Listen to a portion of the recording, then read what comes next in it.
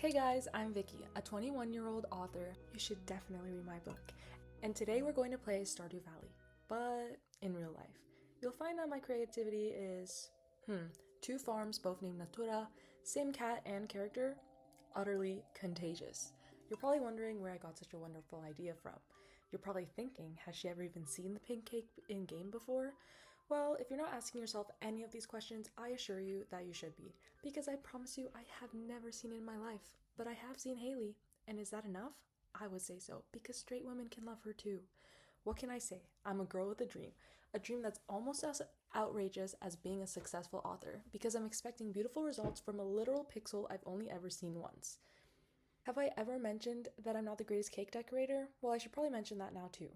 Get your apron on and join me for the ride, except I won't be putting the recipe on the screen, you'll find it in the comments. And yes, I won't make you suffer through the full video of me trying to tie the tie of the apron in the back, because guess what? It did take me a whole 30 seconds to do a simple task. Now that's enough exposition, let's begin. Grease two pans that aren't the same size, even though they should be? Check. Trace a piece of parchment paper out with a pencil and then put it in the bottom of the pan to get graphite poisoning? Check. Don't let these edits fool you. This cake took me a whole 3 hours, maybe 4, to make and bake, and it still turned out, for lack of better words, disastrous. At least in my opinion. I'm a perfectionist after all, but for the purpose of this cake and not this video, I went for a red velvet recipe with cream cheese frosting. See, I think I've mastered the vanilla and Swiss meringue frosting duo, a bold statement, but something about this one just, well, let's just say me having to go get buttermilk halfway through the video should have been my first indicator that there was going to be mayhem. I must have had some kind of performance anxiety, if you can call it that, too, considering every single egg, there's 3, fell into the batter. I should have cut it out, but I will leave it in for the video for your sake. It was shocking, to say the least. Guys, I swear this never happens. Like you're going to believe me, but if that doesn't scare you off, maybe the fact that I had to mix my butter and sugar with literal beetroot powder will. That shit was potent. Spilled all over our white cabinets too. My mom had a heyday after it, whereas I had hay fever with the amount of coughing I experienced. Felt like I spit out a literal lung. When I mixed the batter together and had to eventually portion it into 2 cake tins, tell me why I had the smallest cakes ever as a result. Also, I have to interrupt this segment because why do my cakes look like literal beef patties made fresh off the grill? Like someone answer me that. Picture the fact that my icing also had the illustrious beetroot powder to make it pink and the cream cheese frosting was lactose free. Perhaps divine intervention, even considering my stomach curdles. Yes, I said curdles at the sight of milk, but I drink it anyways, don't worry. So that's a pretty upsetting discovery to have. I meant to record these clips of my Stardew Valley farm for the beginning of the video, but as you'll see, I got pretty distracted.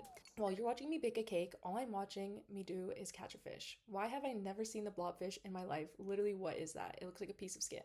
I don't think I've played Stardew Valley since the summer, so perfect timing that I returned to it when I was already in winter, except my farm looked barren for a lot more reasons than just the lack of foliage. I haven't played a single game all semester, so returning to freedom after submitting my last assignment called for celebration. But the celebration led to the stupidity that made me sleep through 2 days in a row? Yeah, I don't know what to do with that. Guys, not to go off topic, but you already know I will anyways. I just have 2 exams left and I'm done my last semester. Does that make sense? My first semester of my undergrad, the fall one. I'm actually having an existential crisis, especially because the last time I was posting regularly on YouTube was my Minecraft roleplays when I was 12. I'll link that channel below if anyone wants to hear my chipmunk of a voice. But yeah, it's just weird to grow up. I'm still so young, and just realizing that a decade ago I was still a decade old. More so, actually, I was 12 or 11. I have no track of my age. It's very discomforting. In your 20s, you could be married and have children, but you also start your 20s feeling like a baby. And that's what I feel like right now. It just doesn't make sense how both of those things fit together. But I guess that's life. My message for you, and I guess for myself, when I'm feeling discouraged, more often than not, is to do what you love. Writing is my passion project. These novels, storytelling, YouTube, baking, and gaming, those are the things that make me remember that the real me is still somewhere in there and that she's gonna be okay. And if I'm gonna be okay, then imagine where you're gonna be. Even better. In all seriousness, a state of being which I failed to represent all video long, don't give up on your dreams. Because even if you fail or if they don't go anywhere, at least you learn to trust yourself and you can say that you did it. So please, please keep trying. Word to the wise though, because with my decoration skills, I should have stopped trying a long time ago. It was at this point I realized that I've been at this for almost 4 hours, from 9 a.m. to approximately 12:30 p.m., and I had to leave to church within the next 20 minutes.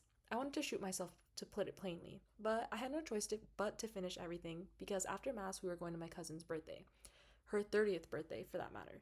So lucky her that she not only got a Stardew Valley pink cake, a game she never plays, and a cake she's never heard of, but that this cake also looks nothing like the Stardew Valley pink cake that it was supposed to represent. And that was her gift. The lactose free cream cheese and the beetroot powder were just the cherry on top. So I guess you guys have to be the judge. Is the cake the same one that we see in the game? Probably not. No trace of watermelon anywhere, that's for sure. At least that's how I heard it's made. I've never seen it in the game before, remember, guys? But it did taste good. So, yeah, I have a lot of big plans for this channel for the new year and for my writing journey in general. So, just having you guys here watching and supporting me means so much you don't even understand. I may or may not even be attempting to animate my book alone. Yes, a scary claim to make, but I like to draw. I will insert a little clip of the paintings in my room. Yeah, you heard it, painting, not drawings. I don't draw, I only paint, so this is going to be quite an interesting thing, but I really just want to see where that goes. So if anyone would be interested, look forward to that. I'm really excited to see how I can bring my book to life while we wait for the second one to come out. But I guess we shall see how it goes. So stay tuned, everybody. Bye, guys. I hope you have a great day.